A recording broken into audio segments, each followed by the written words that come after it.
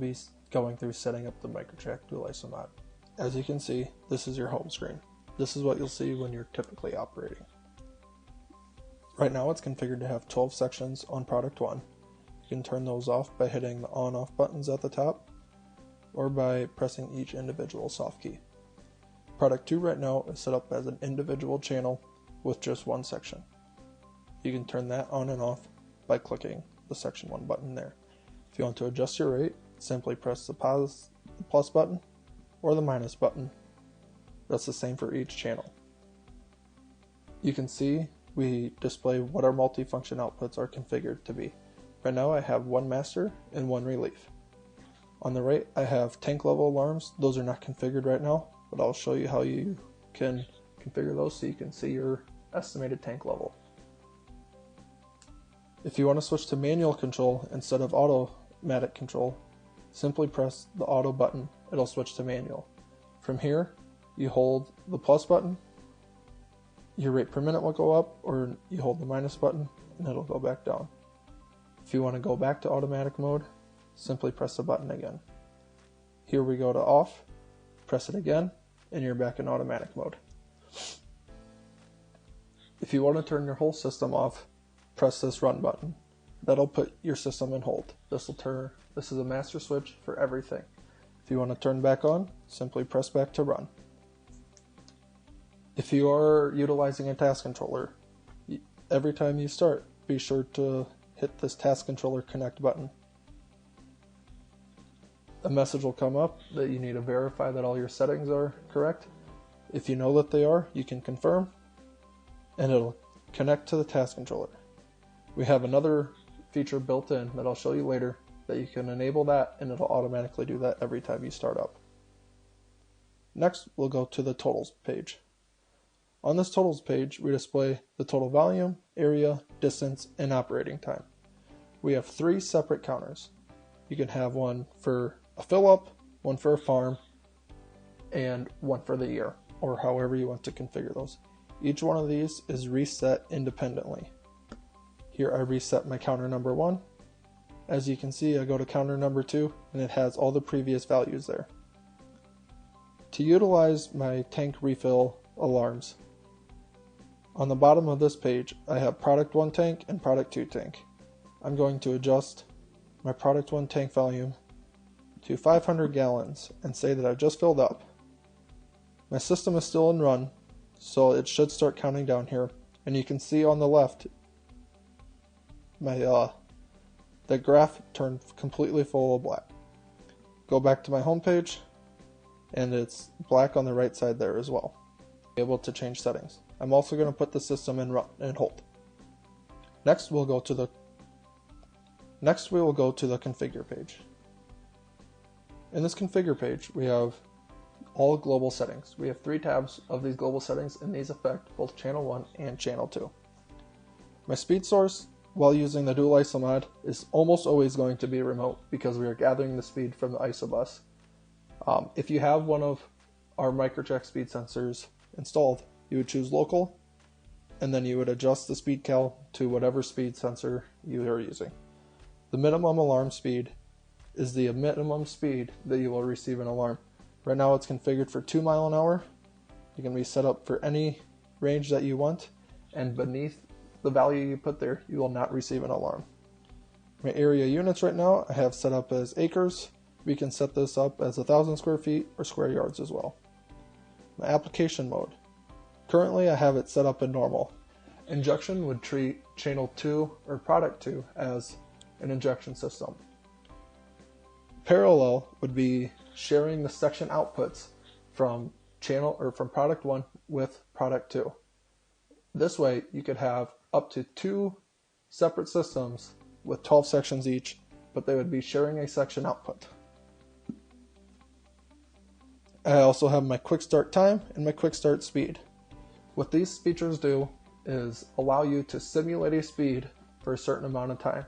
So say you back into a corner of a field and you want to make sure you know you're going to be going 5 miles an hour, so you want to make sure that you're putting out 5 mile an hour liquid rate at that for 5 seconds as you get up to speed. You would adjust these settings to be able to do that. I have my test speed enabled right now, so that way I can have a simulation. If you're running in the field, make sure you do not have that test speed checked, but this is a great tool for startup of the year, or if you're experiencing problems, you can set up a test speed and still run your system without actually moving the equipment. Next, we'll go to tab B. In tab B, I have other settings here as well. Isobus Master, I can make this implement an Isobus Master, or I can be looking on the Isobus communication lines for an implement switch that I can share with another Isobus implement. My implement switch here, I can you can change the polarity if we have one hooked up to this dual ISOmod. We can either have a normally open or a normally closed switch. Whichever you're using, make sure you select the correct value. The external source, we share between Micro-Trak Dual ISOmods and our Safeguard ISOmod, we can share an implement switch. So if I was going to share with another one of our implements, I would simply choose the 520010 number, and that's the serial number of another ISOmod I have hooked up right now, and the implement switch will be shared from ISOmod to ISOmod. The auto-attached task controller. As I mentioned previously, if you don't want to turn on the task controller every time that you turn your system on, simply check this checkbox and it'll turn on automatically for you every time. Enable section control. If you are doing automatic section control with the task controller, make sure that that's enabled. Here is where you put in your hitch to reference distance. On tab C, we have a configuration lock, configuration defaults, and the factory configuration. The configuration lock is a feature that we enabled so that you can, once you have your system set up, you can lock your configuration to be sure that you or one of your operators don't accidentally change values. The key code to this is 1320. You do that and every setting becomes locked. I'm going to unlock it now so that I can continue this demonstration. If you're going through your system and for some reason it got all messed up, you don't know what's going on, and you just want to start from scratch, you can go to this configuration defaults, hit load, and it'll say, are you sure you want to change the configuration? And if you confirm that, it will load all of the system defaults back in. You can hit cancel and nothing will happen. The factory configuration is a setting for inside of our Micro-Trak factory where we set up some inputs on there. Next, we'll go to channel 1 setup. All 6 of these pages are specific to channel 1. I'll start with the operations tab. The enable channel. If I'm not going to use this channel, I can disable it there.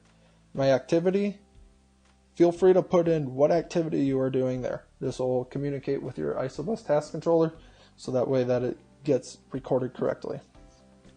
If you want to change your default target rate, so every time your system comes up, it'll put this target rate in. Right now I have 20 gallons per acre, and I'm going to leave that in.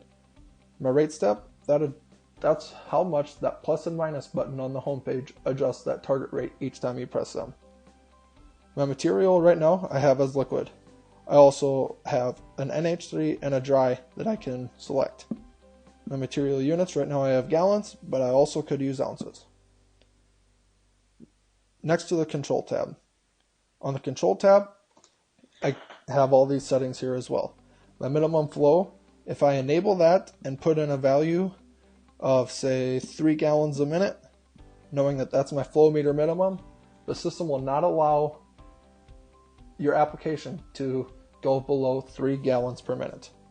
And pressure at minimum flow, if you're looking at your gauge and you know you have 10 pounds at your minimum flow, you can put that in there so that way we can scale the pressure reading accurately. The control speed. This is how fast the algorithm works. Our default is -1, but our values range from -12 to 3.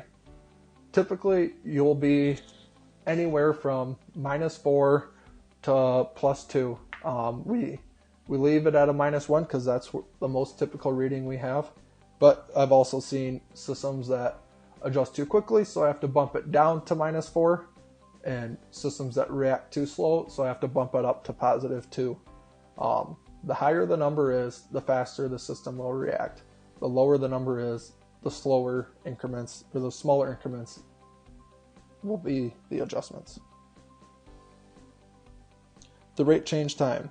This is for your section control. So if you know it takes half a second or 3 seconds or whatever kind of control valve you have, you know how long it's going to take to change rates. If you're going into a different part of your prescription, this is where you would set that up.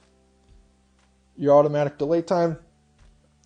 This is, if you enable this, every time you switch from hold to run, it'll wait this specified time before it starts making adjustments, allowing your system to get up to speed. If you don't want manual control to be an option, you can disable that here. Same with prescription control. If you want to run a pressure-based system, you can enable that. And if you want to use the quick start speed and time that were detailed on Configure tab A, you would enable that right here. The alarms. A rate alarm threshold. So what that is the percent off of target that you will get an alarm at. Our values can be anywhere from 10 to 30%. Our default is 10%, but if you find that you're getting alarms too often or you want a little more lenience, feel free to bump that up from anywhere up to 30%. Here we can set up a low pressure alarm and a high pressure alarm. Simply enable it and then type in your value. Say you never want to get below 5 pounds of pressure and you never want to get above 30 pounds of pressure. Our system will alert you whenever you get above that. Our tank alarm level. So this will, if you enable this, if you're filling up your tank every time you fill up, it'll give you an alarm saying you have whatever value you have left. Our outputs. So these are our multifunction outputs. We have 2 per channel. Multifunction A. You can feel free to name that as you want. I'm just going to name it test right now. And I have it set up as a master. But here is our list of options that you have to choose from. You have these options for each multifunction output on each channel. Our system. This top line, it says MTS liquid gallons. This is your flow meter cal number. If your flow meter is a Micro-Trak flow meter, feel free to use our flow cal. If you have one of our competitor flow meters, simply choose what's on their tag, whether it's pulses per gallon, pulses per 10 gallons, or whatever it may be, and then type in your value, and our system will do the math to make sure that we're applying at the correct rate. The fixed minimum flow. This is the minimum flow that our system will allow you to get to. Full scale pressure. If you have one of our pressure transducers, your full scale pressure is likely 150 psi. If you have a different one, be sure to check what the maximum pressure on that pressure transducer is, and that is what your value is here. The pressure offset is there. Your control valve, whether you have a DC or a PWM control valve, this is where you select that. So right now I'm set up for PWM. I have my minimum duty cycle at 8%, my max at 100%. If I wanted to do agitation, I could type in whatever value there. If you're using a Micro-Trak, one of our EMDs or one of our PWM valves, you'll be using 200 Hertz. If you have a servo valve, here you would choose your valve polarity, whether you're inline or bypass, and if you want that to shut every time that you go into hold, you would enable that. I prefer to not have auto shut off and simply have a master valve as well. This allows your system to get to rate more quickly. Switch back to PWM because that's what my simulator is right here. Next, on the implement tab, if you have a 3-way section valve, you simply check that. Otherwise, we assume that you have a 2-way valve. Your total number of sections. So anywhere from 1 to 12. I'm going to keep it at 12. Your section widths. I'll enter this page, and this is what my section widths are. So I'm going to adjust all of these to equal 60.